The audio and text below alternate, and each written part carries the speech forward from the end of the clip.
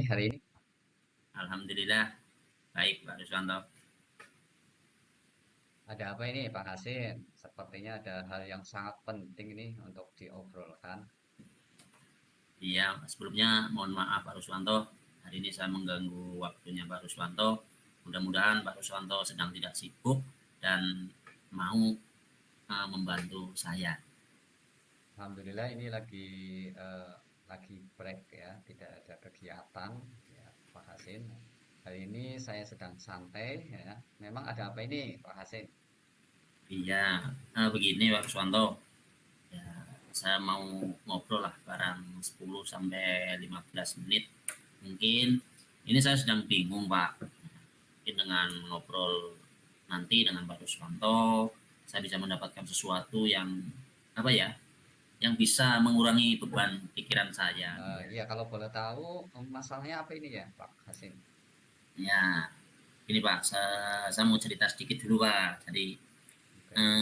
untuk kelas 6 tahun ini itu saya merasa berbeda dari kelas 6 tahun sebelumnya.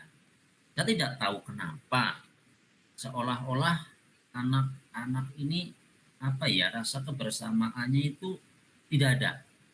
Ya, jangankan antara anak laki-laki dan anak perempuan, satu jenis saja, anak laki-laki, anak dengan laki-laki, perempuan dengan perempuan saja, mereka sering membeda-bedakan dan membuat seolah-olah membuat seperti gap.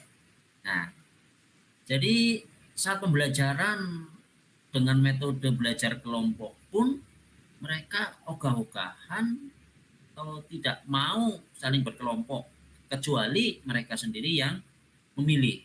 Jadi harus dengan seolah-olah seperti, oh saya teman saya itu, saya tidak mau dengan itu.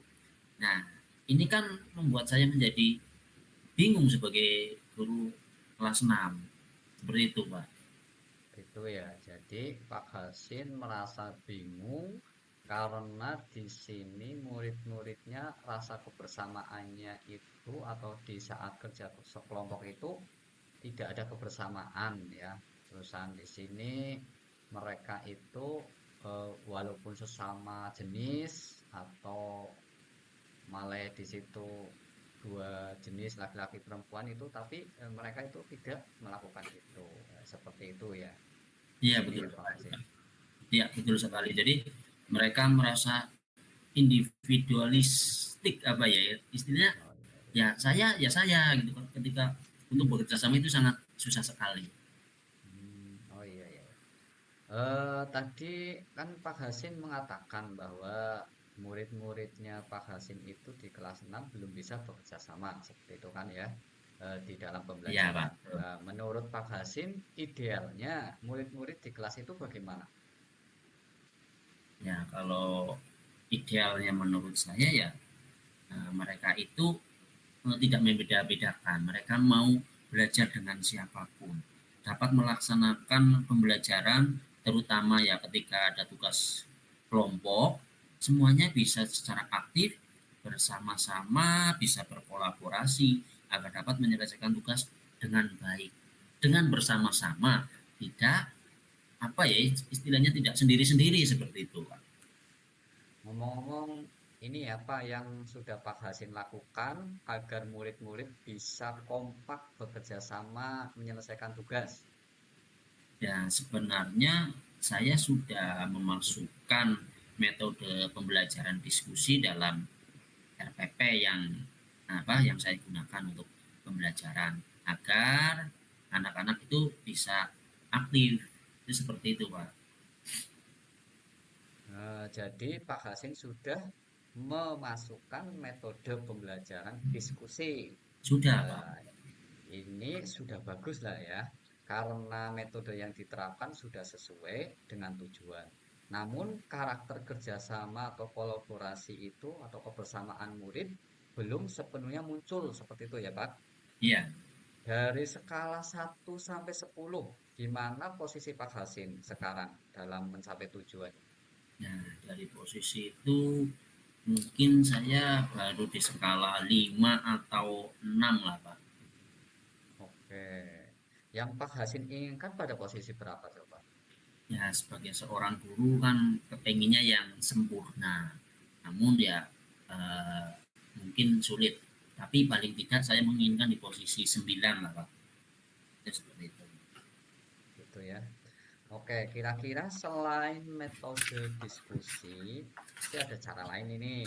Nah, nih kira-kira apa cara lain yang mencapai tujuan tersebut, yaitu untuk terjadi kebersamaan atau kekompakan di dalam kelas.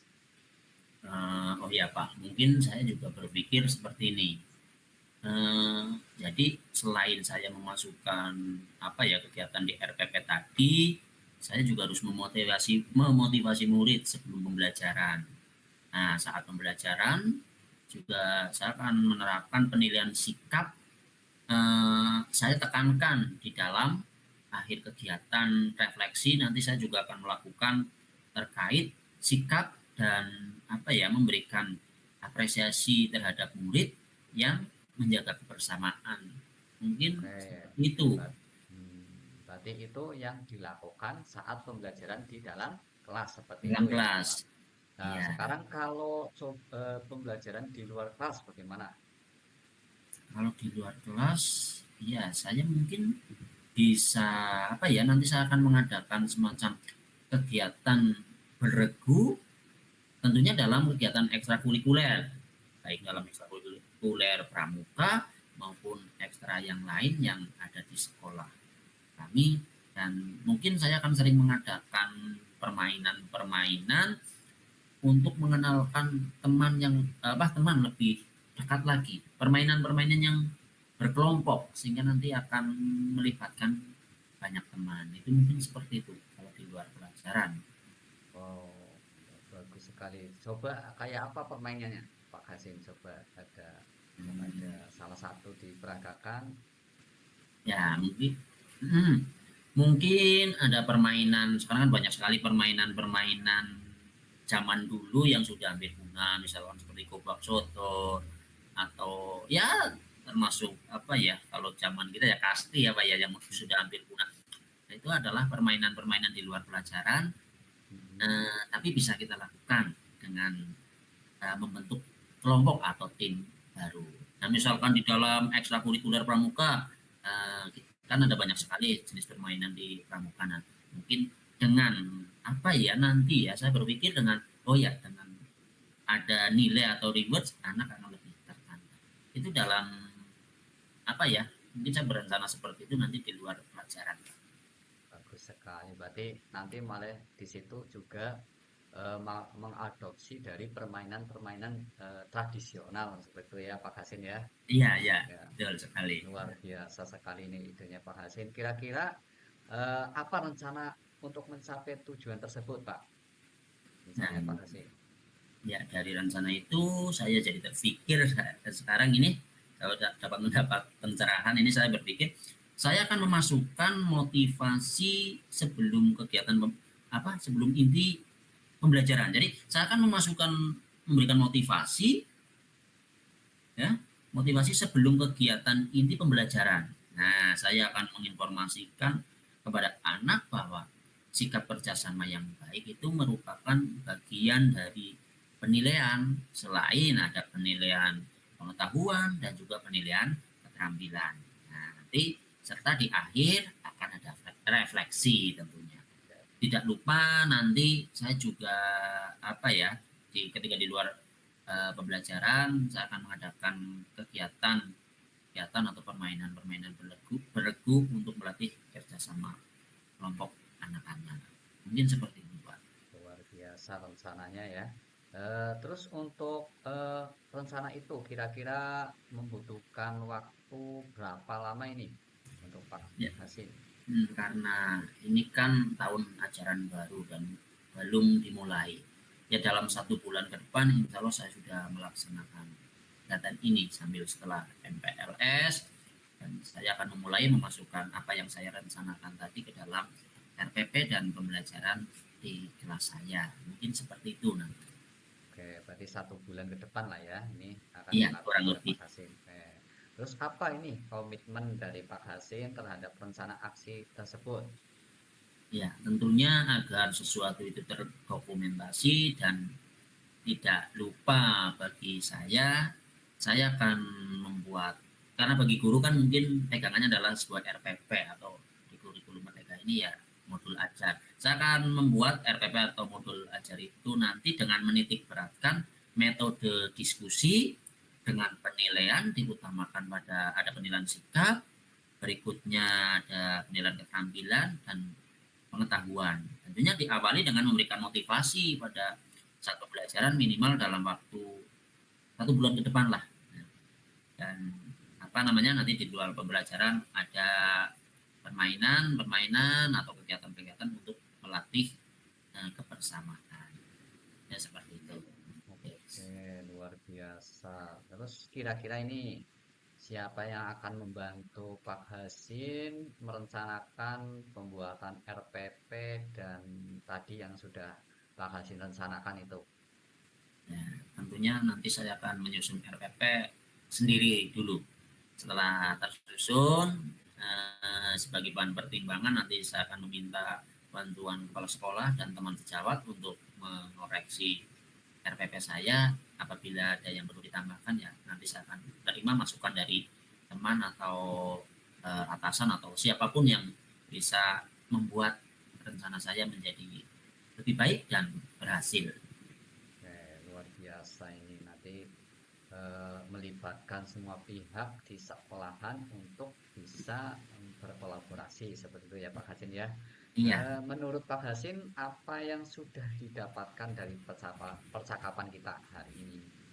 ya ternyata dari percakapan ini saya mendapatkan pencerahan ya banyak sekali yang saya dapatkan. Ini salah satunya adalah saya mendapatkan ide tentang masalah yang saya hadapi terkait murid-murid yang belum bisa bekerja sama atau bekerja kelompok dalam diskusi kelompok, dan mereka yang tadinya apa ya masih individualisme, saya jadi punya ide-ide untuk menyatukan mereka. Itu yang saya dapatkan dari percakapan kita kali ini. Alhamdulillah ya Pak Hasin, rasanya bagaimana? Udah lega?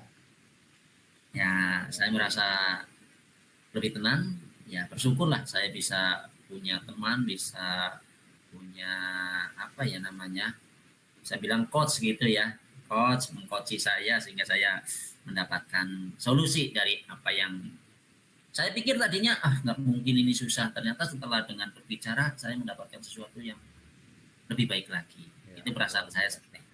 Tadi kan Pak Hasin mempunyai kompetensi di dalam diri yang sudah berkembang luar biasa.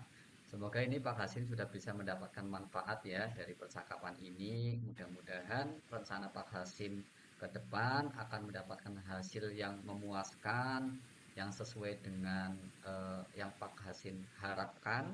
Terus jangan lupa untuk mencatat setiap perkembangan kemajuannya ya Pak Hasin.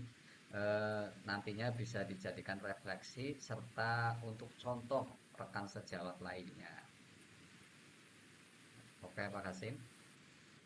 Baik, sekali lagi saya ucapkan terima kasih kepada Pak Ruswanto yang sudah meluangkan waktunya mau ngobrol dengan saya untuk mencarikan solusi masalah yang saya alami.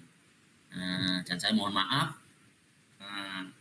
apa namanya tadi mungkin dalam percakapan banyak apa ya nyinggung atau menyita waktu Bapak. Dan saya mohon pamit Pak, mohon doanya semoga apa yang Oke. kita lakukan hari ini bermanfaat untuk saya dan untuk kita semua. Mohon pamit ya Pak. Assalamualaikum Ya. warahmatullahi wabarakatuh. Waalaikumsalam warahmatullahi